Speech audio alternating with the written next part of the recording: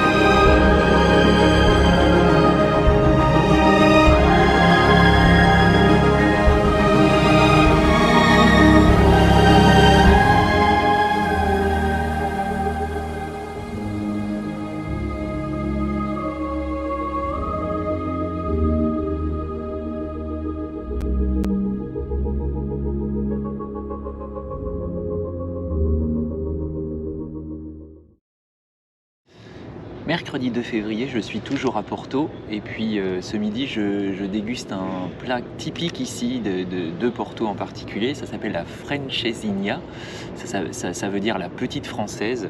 Alors c'est en fait un sandwich qui est garni de viande normalement. Donc celle-là c'est une version végétarienne, mais sinon il y a du bœuf, il y a du jambon, il y a même un œuf dessus, enfin bon, il y a plein de choses. C'est typique d'ici, c'est extrêmement riche, hein, comme vous pouvez l'imaginer, parce qu'il y a beaucoup de fromage aussi. C'est servi avec des frites et en général avec une bière fraîche. Donc voilà, j'ai essayé de respecter la tradition. Je goûte et puis je vous dis ce que j'en pense.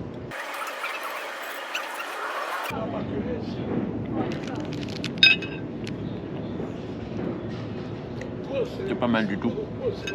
Le fromage, il y en a plein, il y a juste ce qu'il faut en fait. Moi, j'adore ça. C'est très bon. je valide. Alors après la visite d'une cave cet après-midi, je me dirige maintenant vers un club de fado où je vais passer la soirée pour voir un spectacle de ce style de musique qui est typiquement portugais, qui est très très mélancolique, mais bon, comme je ne vais pas tout comprendre, ça devrait aller. Je pense que je vais comprendre l'intention, c'est tout ce qui compte. Voilà, j'espère pouvoir vous montrer un petit peu aussi à quoi ça ressemble. Alors c'est parti. Já não te espero, eu sei que fui caso antigo. Para ser sincera, ainda me dói não estar contigo. Já tive dia todo que o céu te deu de encanto, só não sabia que beijo meu durava tanto. Já não te espero, já não espero mais nada. Não há nada, pois, da dor que ainda me dás. Já não. Jeudi 3 février 2022, voilà, c'est je suis déjà sur le départ de Porto, une ville que j'aurais vraiment appréciée, c'était vraiment très très chouette. Je vous recommande vivement, c'est une ville très très jolie avec des gens très sympas, il y a plein de choses à voir, plein de choses à visiter, plein de choses à manger, à boire aussi. C'était vraiment vraiment cool. Alors après c'est assez petit donc ça ne nécessite pas non plus d'y rester très très longtemps, mais ça vaut vraiment le détour, donc je vous le recommande vivement. Alors maintenant là je m'apprête à partir, Bobby est prêt, lui aussi, il m'attend. Et puis on va aller chercher la voiture de location que j'aurai avec moi pendant 9 jours, 8 ou 9 jours, je sais plus très bien, et qui va m'emmener donc de Porto jusqu'à Lisbonne. Donc je vais avoir 9 jours pour faire ça, donc l'occasion pour moi d'aller voir un petit peu la campagne entre les deux, la campagne, la ville aussi, parce que je vais commencer par une autre ville qui s'appelle Aveiro, qui a l'air très très jolie. Enfin bon, ça vous verrez ça et je verrai ça aussi tout à l'heure.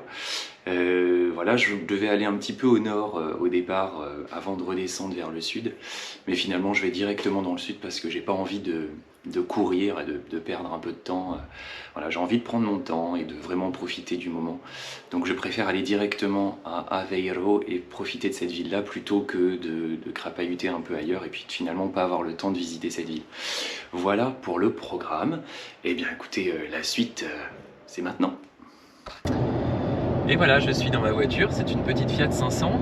Alors, petite anecdote rigolote, quand j'ai récupéré la voiture, la réceptionniste m'a demandé si je savais conduire une automatique, ce qui est le cas, j'ai déjà conduit des automatiques. Mais quand je suis rentré dans la voiture, en fait, impossible de la bouger, je ne pouvais que la faire reculer. Donc j'ai été obligé de retourner à la réception pour lui demander finalement de me montrer comment ça fonctionnait. Bon, elle s'est un petit peu moquée de moi, mais très gentiment. C'était très drôle. Voilà. Voilà, voilà. Et c'est parti pour l'aventure.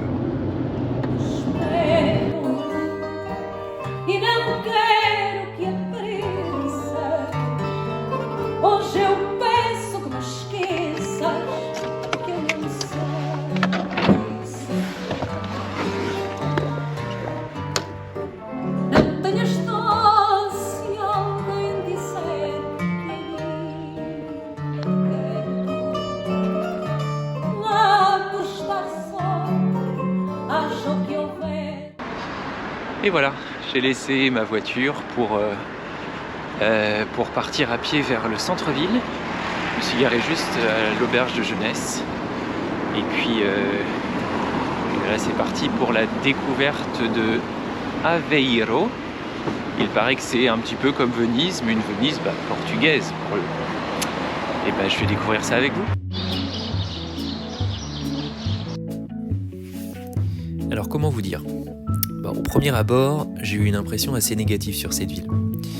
Je trouvais que les canaux étaient trop bétonnés et puis j'ai trouvé aussi beaucoup de centres commerciaux.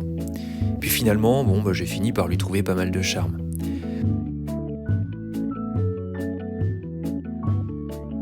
Et puis alors, c'est Ovo Smoles. Oh là là, C'est des hosties fourrées de jaune d'œuf et de sucre. Bon, c'est vraiment très sucré, mais alors qu'est-ce que c'est bon.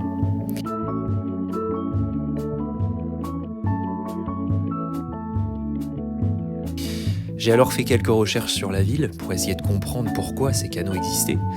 Et j'ai découvert qu'en fait, au départ, les canaux étaient utilisés par des cultivateurs d'algues. Et ils s'en servaient pour rapporter leurs récoltes en ville.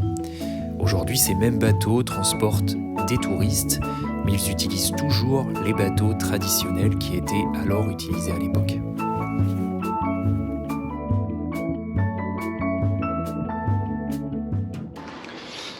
Vendredi 4 février 2022, alors me voilà à Coimbra, je suis ici à l'université qui est une des plus anciennes universités d'Europe, au même titre que la Sorbonne à Paris ou que Oxford en Angleterre.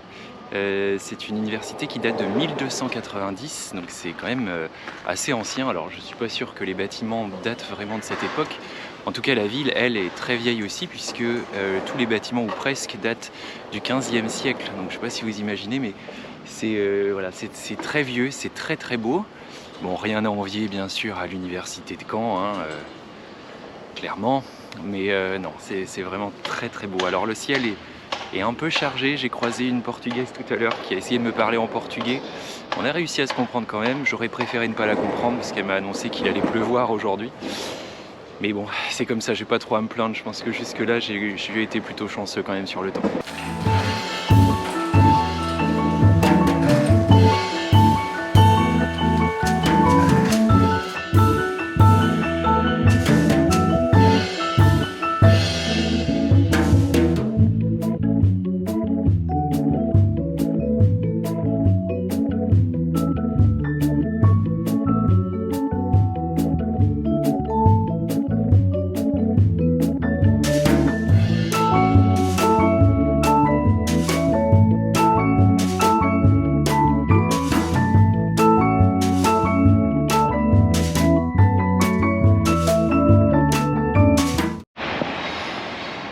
Et voici la cathédrale de Coimbra qui est juste à côté de l'université, qui est vraiment très impressionnante. À l'intérieur, il y a plein de dorures, il y a plein de fresques encore avec de la faïence partout, comme un petit peu partout en fait, même dans les rues.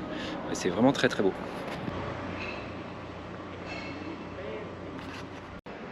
Et voici l'ancienne cathédrale qui, pour le coup, est vraiment vraiment plus vieille.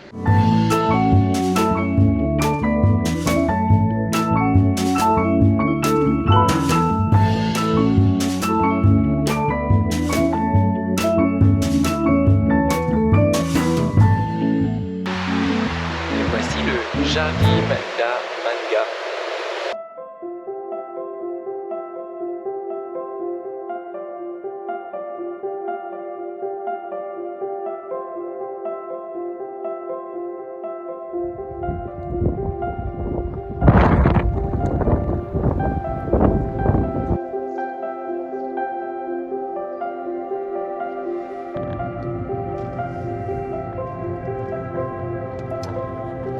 Bouchon.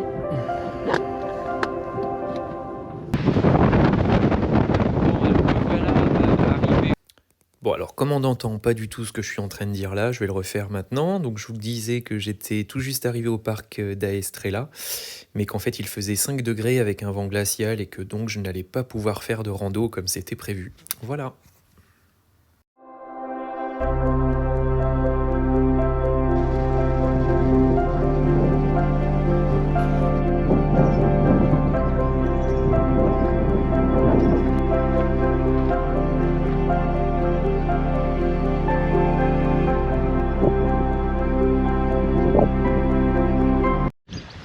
Alors voilà, ça y est, je suis redescendu de la montagne. En redescendant de la montagne, j'ai quand même gagné 10 degrés, il fait 15 degrés maintenant. Je suis à Belmonte, je sais pas comment on dit.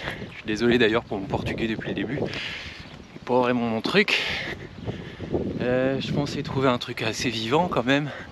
Mais en fait non, je pense qu'on est vraiment en basse saison et que tout est fermé. Mais c'est pas grave, je continue la route. Et on verra bien.